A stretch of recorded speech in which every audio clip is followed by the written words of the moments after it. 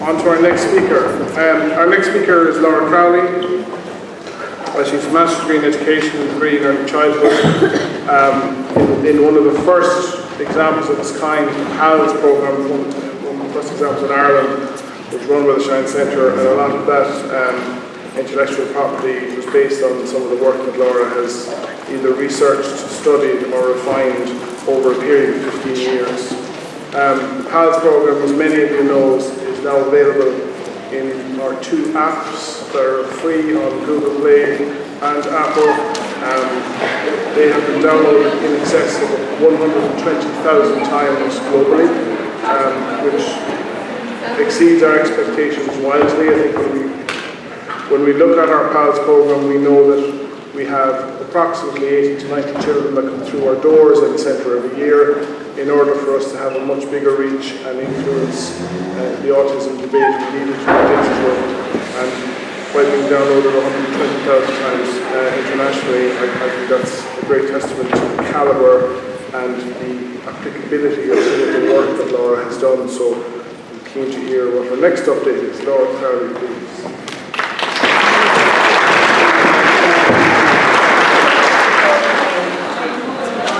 Can everyone hear me?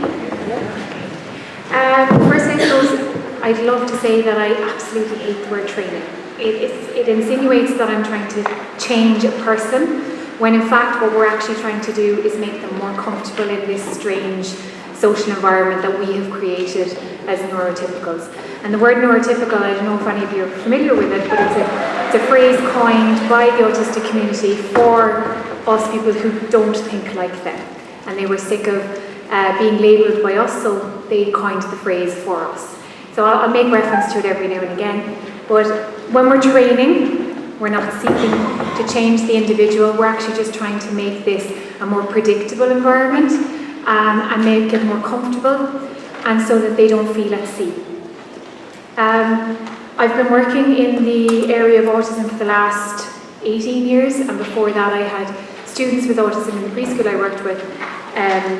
But in the last 15 years, my attention has been honed to social skills training, and I find it a fascinating area because, as Vivian said earlier, we always know that alpha person that's very outgoing and that's, very much a people person, and they're very easy to identify. But often the level of their skills go unnoticed until we notice somebody who has very few skills. And they almost stick out more than the person who has multiple skills in the area. But what can we do to help somebody who is having difficulty with social skills? This is one of my favourite books. It's excellent. I don't know how many people in the audience will have come across it. It's by Jetty Baker, and it's one of the best social skills manuals on the market. It's simple to use, it's parent-friendly, it sets out lots of different lesson plans for you, does all the work. Okay, on one page it will tell you what the lesson is, it will give you exact steps to follow. On the second page it will give you ideas for community practice. So if this book is so good, why, if I handed it to every member of the audience and I asked you to start this book and use it for social skills training, why is it that only some children would progress to a meaningful level? What's the difference? If this is such a good training manual, why doesn't it work? One size doesn't fit all. But also, we often treat social skills training like maths. We say, we're going to teach a skill, we're going to set it out, we say 2 + 2 = 4. And we approach it like that, we approach it very much like a mathematical equation, when we should actually be saying, is x + y = z. We've no idea what x is, and y is a little sketchy too, but we know we want to get to z. Okay? So this is what typical social skills training looks like. We identify a problem, we train, and we expect mastery. So just like maths, we teach, you add 2 + 2, and you get 4. And this is what we've been doing since the idea of social skills training came about.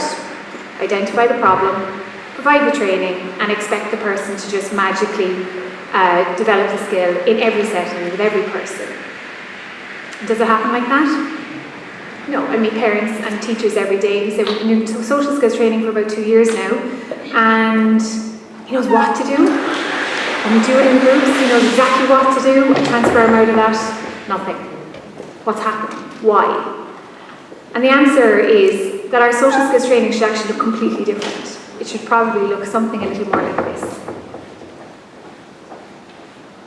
Okay. So we still have a triangular shape. We still have a foundation at the end. But the foundation is a lot more advanced than the one we were previously working with. So our foundation here includes barriers.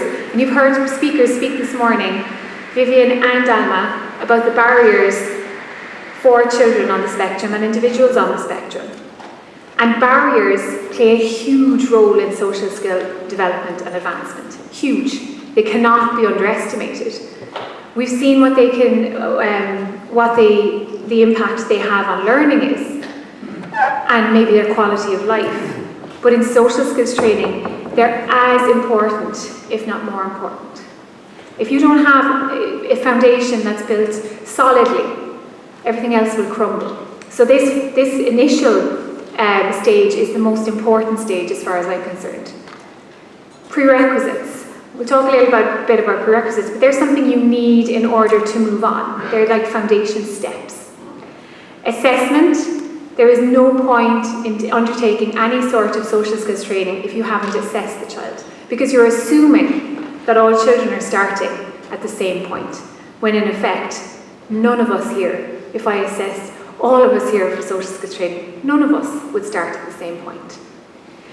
And the fourth one then is personality, and that's a bit of an unusual one, and we'll talk about it later on in more depth, but it's an extremely valuable thing to take into consideration when planning your social skills training.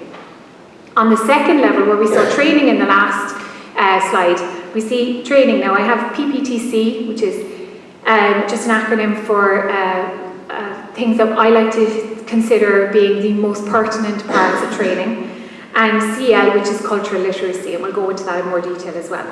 And then we have skill deficit versus performance deficit. They're two very, very different things, and unfortunately they're normally all just kind of bunched up together in performance. And finally then we have generalization of skills and skill performance. So that's the kind of the be all and end all of what we want to see. So when we're talking about barriers, these are some of the barriers that we experience, but this list is not exhaustive by any way, shape or form. This is just an example of some of the barriers that we can encounter. Passivity and impulsivity. So if you have a child or an individual who's quite passive and apathetic in their presentation, how do you reach them socially? They don't want to be involved. If they're quite resistant to being included, the answer is you're using their special interests. So you're using it in your training. So you're designing lesson plans around their interests.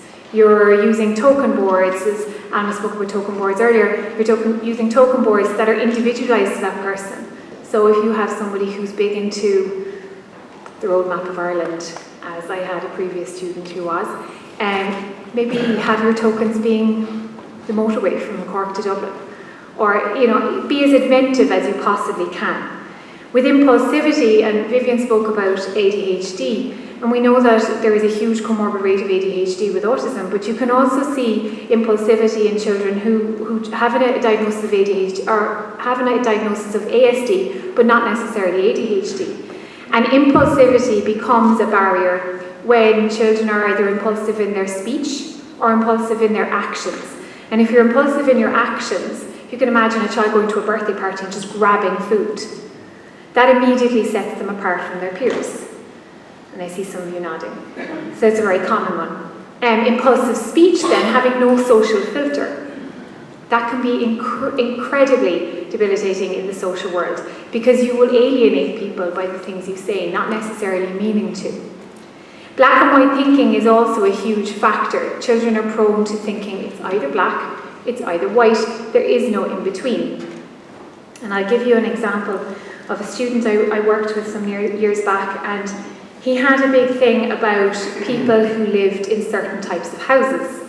And his idea was, if you lived in a house that wasn't attached to another house, you were a certain class. And if you lived in a house that was attached to another one, you were a totally different class. what he liked to call a little bit common.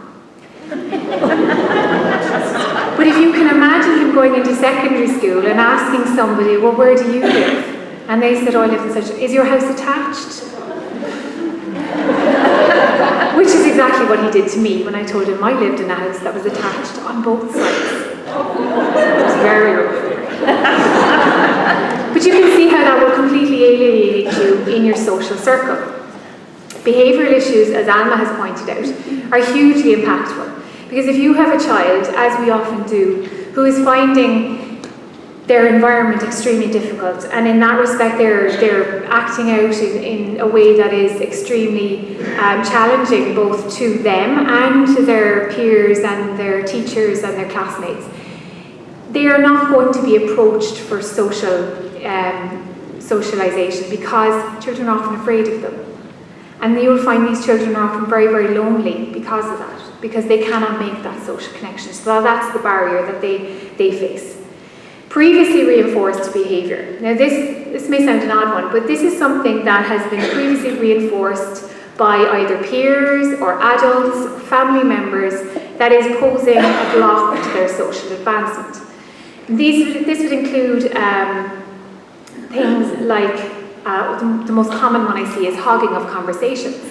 We all know those children and adults who will blurb and monologue about their favourite things. And we see parents sitting, listening to this for hours on end, about Fortnite, Pokemon, or Thomas the Tank, and the children will blurb and splurge and just talk and talk and talk. If they do that when they go into school, what happens?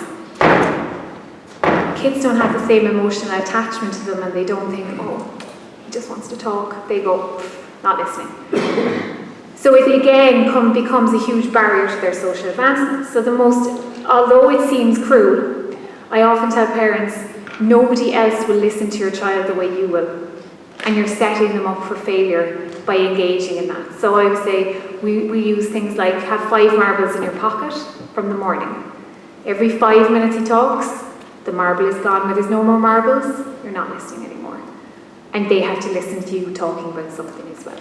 So these children are often great talkers, not great listeners. So minimising that behaviour is the actual kindest thing to do, because you're setting them up for failure otherwise. Another thing we do is I have a really nice hogging card of a kind of a grinning pig that I like to produce as a little prompt to tell people when they're hogging conversations.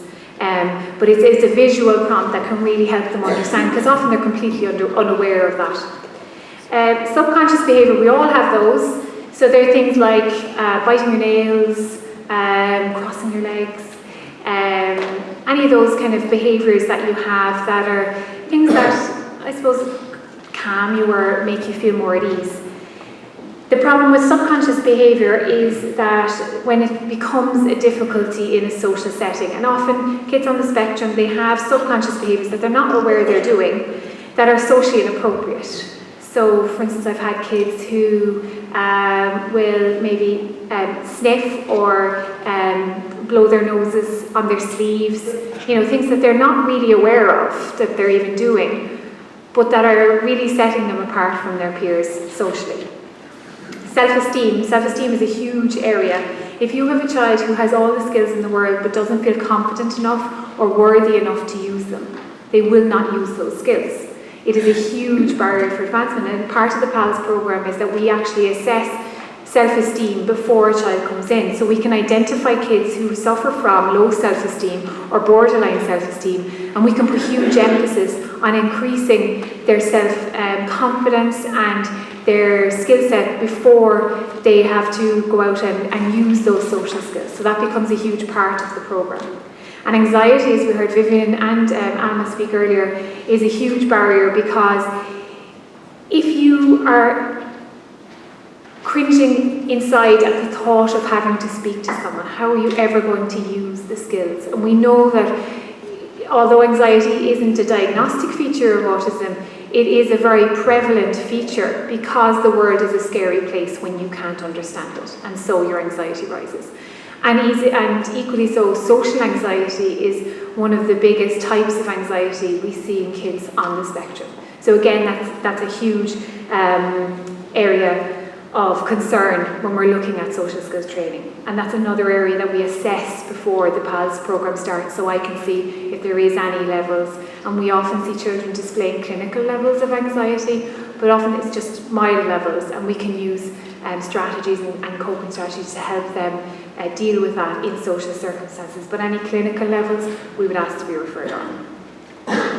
So prerequisites then, when we're talking about prerequisites, there's two different types of prerequisites I would discuss. And the first type of prerequisites would be prerequisites for the social skill you're training. And whatever that may be, it might be, conversations. If a child doesn't know turn-taking, they're not going to be able to understand the nuances of a conversation because their turn-taking is involved in that. So if a child can't actually understand turn-taking in ball play, then going to a level of turn-taking in a conversation is a whole different level. So you need to look at skills that would be essential for mastery before you look at the skill that you're actually training. So when you sit down to actually plan training for any particular skill, you look at what would I need to know before I teach that skill and check that the child has those things. The other type of prerequisites we would discuss would be basic prerequisites, and there are a few, but three of them I would bring your attention to would be eye contact, matching, and joint referencing. So we know joint referencing is the ability for two people to be able to share attention on one item activity, and that has the level of joint attention has huge implications for outcome for children. So it's something that should be worked on anyway. But for socialising, it's an essential factor. So if your child doesn't have joint attention, it's something you need to look at more closely and look at training. Matching, although it seems like an odd one, matching is the building block and cornerstone of all learning. If you can't match identical items, if you can't match non-identical items, you don't have a concept of same. And if you don't have a concept of same, you can't copy another person's behaviour. So matching is one of those things that we would start with in the ELU. That would be one of the most essential building blocks that would be built in for kids on the spectrum, because it is the cornerstone of all learning. If you have a child who cannot match, they cannot imitate. So social skills training will be redundant because they won't be able to imitate what you're doing. And the third one is eye contact. Now, eye contact, back in the kind of 80s, 90s, people were training eye contact. It was all about, look at me, look at me, look at me in the eyes. Now we know that this is extremely difficult and extremely challenging and extremely debilitating for those on the spectrum. So what we're looking at is taking the person where they are with their eye contact and looking at ways to marginally improve at their comfort level and providing comfort to them in that. So we may have, like I've encountered children who make great eye contact, but it's almost atypical in that they're staring, they're eyeballing. You know, kids that don't even blink, they're looking at you so hard because somebody along the way, somebody has told them you have to look people in the eyes. And I've had kids querying, why do you insist on looking in your eyeballs? It is, it's weird. It's something, we don't even think about, but it's a really weird thing that we do, that we insist on people doing it. But the way I explain it to children is the social ramifications of you not making it. People may not trust you. They may think you're lying. They may think you're not paying attention. So showing them the effects of not making it can have an impact on their need to make it and their motivation to make it. And what we do is we teach them tricks and hints of ways that they can look like they're making eye contact without necessarily causing them the discomfort of doing it. And I've encountered kids who have literally started the PALS programme with their backs turned to me, unable to even orientate their body towards me. And by the end of it, be making limited but appropriate eye contact. Because we've moved in such small steps and moved at their comfort level. And they're not uncomfortable with it, it's just where we got them to. And we take every single step as a victory, anything at all. But the tricks and the hints, like for instance, looking the person in the bridge of their nose, that's a great one because it's not as imposing as looking someone in those weird eyeballs. Okay, so when I talked about assessment is essential. As I said, if we assess everyone in this room, we'd all come out somewhere different. Okay? Now there are loads and loads and loads of different tools. These are just 4 I'm going to mention.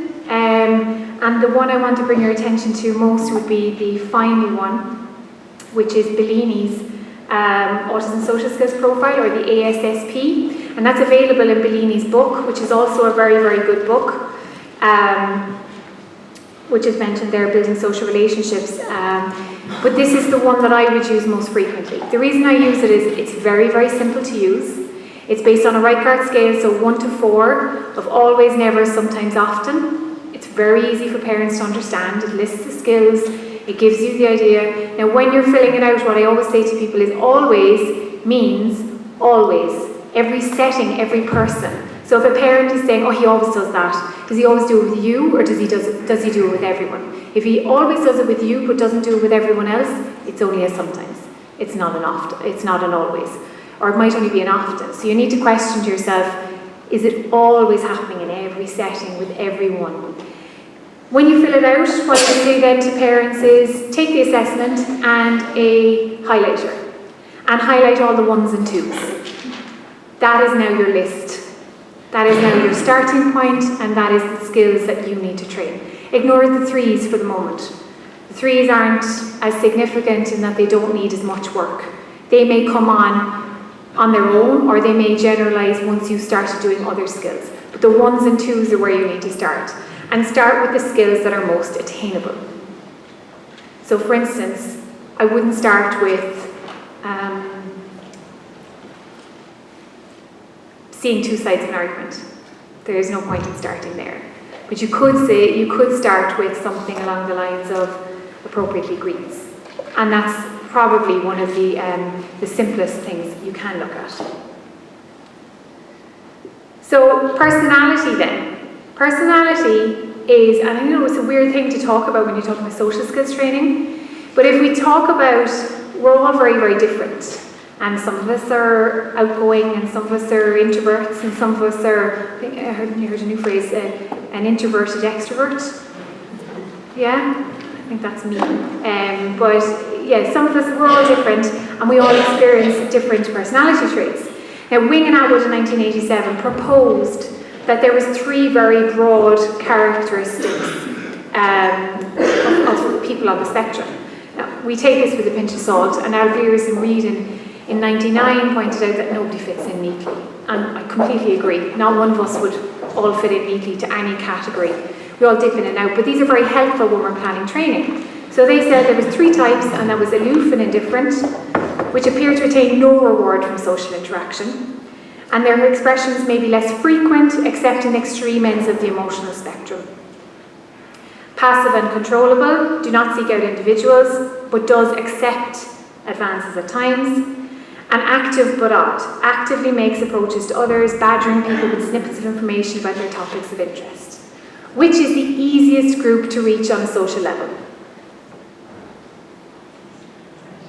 Active but odd, 100%. Because they are already motivated to be social. They are the children. For instance, one of my students a number of years ago, he used to go out into the estate, into his group of peers, and he'd say, I'm here. And he couldn't understand why they all kind of sniggered, laughed, and walked away from him.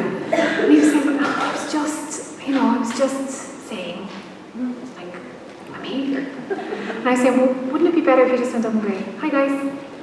And he was like, oh, that doesn't really have the same effect. And I was saying, yeah, it doesn't. It has a much better effect. So that presentation, he was dying to be involved. He was dying to have friends. He was dying to be part of the gang. But his skill set made it so that he appeared odd. In the passive and controllable group then, that's probably the second easiest group to reach, because they will accept advances at times and they will become involved if pushed. But they need motivation. They need to be drawn in. They need something for them to help them. And we often see that reaching them with just motivators, reinforcement. So kind of, first we do this, then we do that. Very, very simple, but building in reinforcement for that group. And then aloof and indifferent are the most difficult to reach. They're not impossible to reach, but they are the most difficult to reach because they lack social motivation. So for this group, what we would use is huge motivational strategies, and around their own particular likes So you would be building in things like children who are into movies, maybe using movies as the base for your social skills training, taking clips from different movies, analysing the social skills within them, replaying certain things from certain roles to show different emotions. So you would use their special interest. And these kids, there's a misconception as well that people on the spectrum don't want to be social, that they're quite happy in their own world. And the majority, in my experience, have a need to make that social connection. There's a very, very small minority, very, very small, who are happy to be independent of socialisation. So we need to look at every single person and assume that they want to be social until we figure out otherwise. Okay? But the aloof and indifferent group are definitely the hardest to reach. I used to have a student who used to wear a jumper that said, I love dogs, it's humans I have the problem with. And the same child used to also, if he was cross with me for whatever reason, you'd see him go off into the corner to figure out what expression to make to let me know. And he would come back with a really angry face. And then I knew, okay, he's cross now. But this group is the hardest to reach, but they can be reached. It's just how you do it. So when we're looking at practice, and I said the acronym PPTC, and it stands for people, places, times, and context. So when I talk about people, often the mistake that's made with social skills training is that it's done in one room with one person at a particular time of week, especially if it's done in school. So it's done in the resource room with Miss Nishocknessy or Ruby Eshocknessy, would it, or Neve?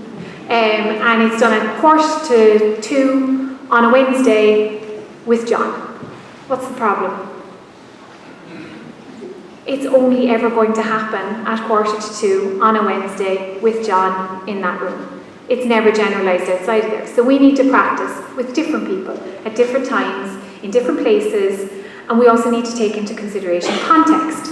And context is hugely important, and it's one of the things that's missing out of a lot of the social skills training manuals. And if you take the book I showed you at the start, J.D. Baker's book, the very first lesson on that is on greetings.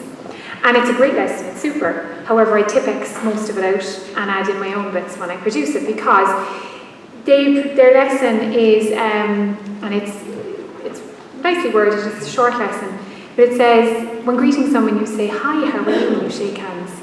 What's the problem? Johnny, who's 5, goes into school and turns to the child next to him and goes, hi, how are you? Nice to meet you. And they're going, see, it's not socially appropriate in that context to have such a formal greeting.